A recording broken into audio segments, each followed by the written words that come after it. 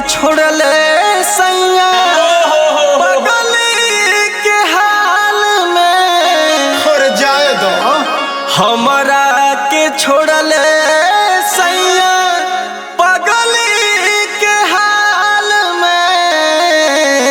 और फोन लगाओ कौन सा दुनिया मरलस जादू बस गईले बंगाल में।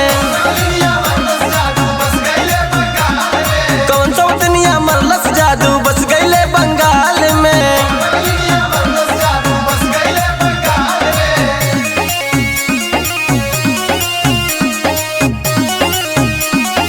Music by Bipin Binayak.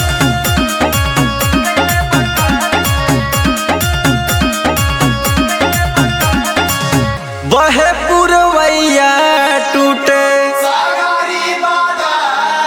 सेजिया पलागे नहीं अंगूरी पे काट दिनवा हम तो फिलहाल में। कौन सा दुनिया मरलस जादू बस गईले बंगाल में। कौन सा दुनिया मरलस जादू बस गईले बंगाल में।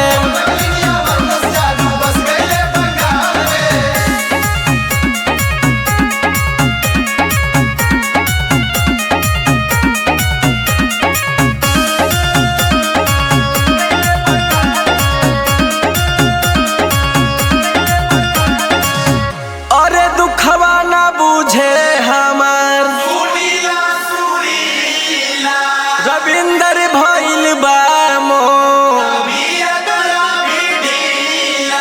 मन कर मिल जाके उनसे तत्काल में। कौन सा दुनिया मरलस जादू बस गईले बंगाल में।